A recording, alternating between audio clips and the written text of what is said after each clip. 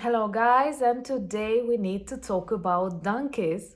Seems quite unexpected, right? And totally unconnected to the topics of my daily vlogs about Russian war in Ukraine, but this is a new normal of the Russian army. They do use donkey forces. Most importantly, the Kremlin officials have proved this is true, and Russian General Sobolev claims it is pretty normal.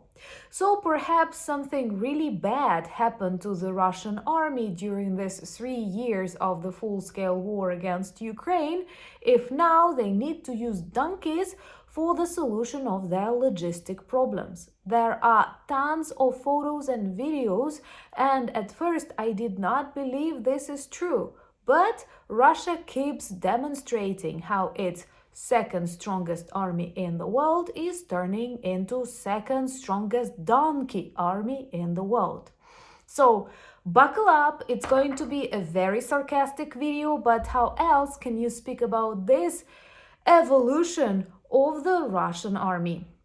My name is Anna, I'm from Ukraine, I'm in Ukraine, and if you want to see the defeat and demilitarization of Russia, donkeys will be safe, don't worry. Subscribe, we discuss all of that on the channel, and we also learn how to protect the world from the hybrid Russian warfare. Honestly, it's quite okay to quote your favorite writers, so I think it's quite okay to quote your favorite YouTubers. And in my case, I laughed all day long after watching Jake Bro's recent video, where he compared two articles in the Russian newspaper Gazeta.ru describing their plans back in 2021, if I'm not mistaken, that in a couple of years Russian army will be using tanks, robots and super missiles, and then this recent article from January 2025 where they explain that the usage of donkey forces for the logistics reasons on the front lines is pretty okay. A tremendous gap, and most importantly, a revelation to all those people who believe that Russia's fake image of strong nation, strong army and strong economy is a paper, and I cannot say tiger, a paper donkey. Honestly, these are cute animals. They look much better than any other creatures in the Russian army, and I feel sorry for them doing the job in the hot zones where all the others don't want to operate, and Russia lost almost 40,000 of various vehicles during these years of the full-scale war. So according to the Kremlin official, a deputy, a general, and most importantly, a member of the Russian State Duma's Defense Committee, Sobolev, it is okay to use donkeys on the front lines to perform various logistic tasks, and now they confirm that they have a lot of trained donkeys. Just listen to that. They have a lot of trained donkeys, and they use them because they do not have enough of vehicles that can perform the tasks. Can you imagine something similar happening in your army? We are talking about the Russian army, not about some, I don't know, people hiding in Afghanistan mountains. We are talking about the army that claims to be super strong and keeps frightening the world with oreshniks when in reality they use donkeys. They use donkeys to get, I don't know, ammunition closer to the front lines. Poor donkeys. And you know, it is definitely a desperate measure and a demonstration of the Russian greatness.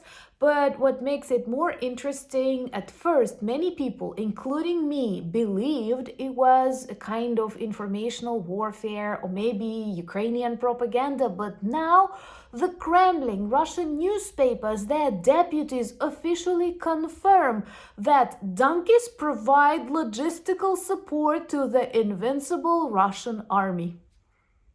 Facepalm.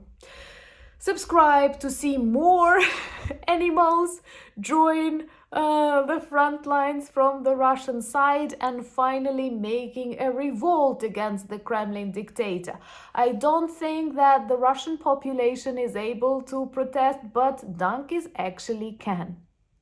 And you know that General Sobolev continued and demonstrated that the usage of animals was widespread during the Great Patriotic War.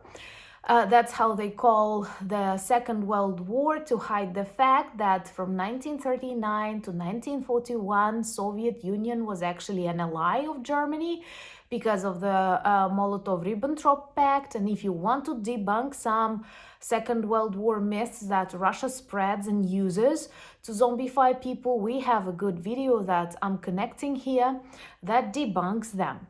So General Sokolov concentrated on the usage of these trained dogs.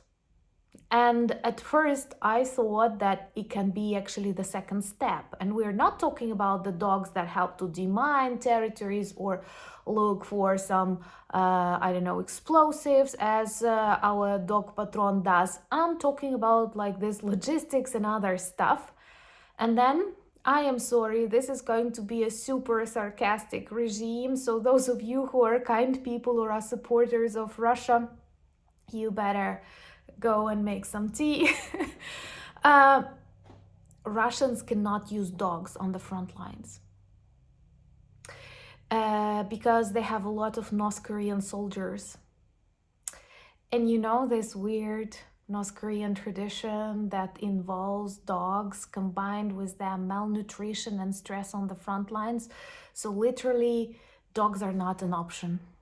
And that's why they are working with donkeys. Let me know in the comments below, good people, how do you think what other animals will soon join the Russian army to perform the logistic support? Or I don't know, maybe they will become drone operators or maybe even generals, taking into account that more and more of them are demilitarized with the help of inexpensive Ukrainian drones.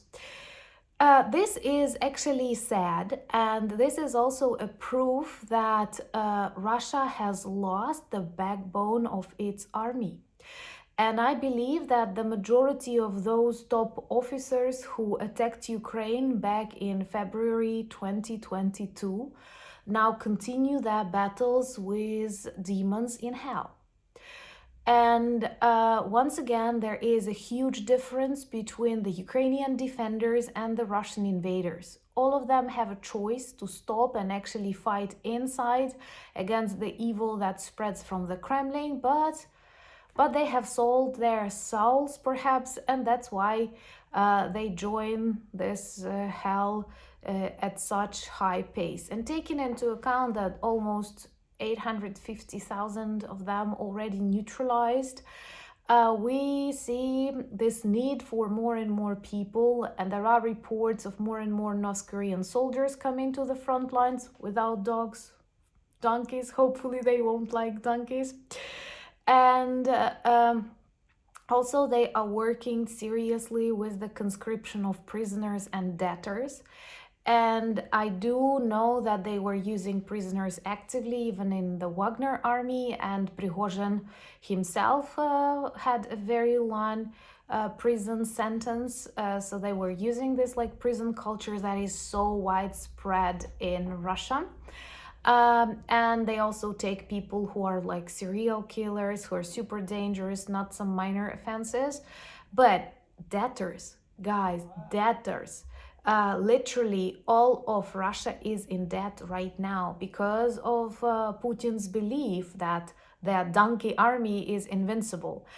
I cannot imagine how you explain that it's normal that you have donkeys performing logistics and you claim that you are the second strongest army in the world. Maybe they are the second strongest donkey army in the world.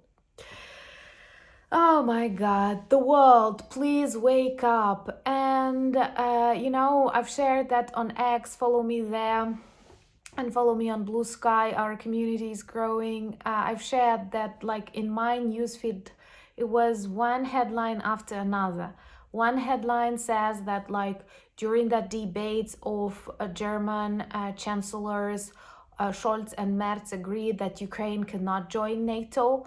And then the second headline, Russia is openly preparing for war with NATO, getting more skills on the battlefields in Ukraine.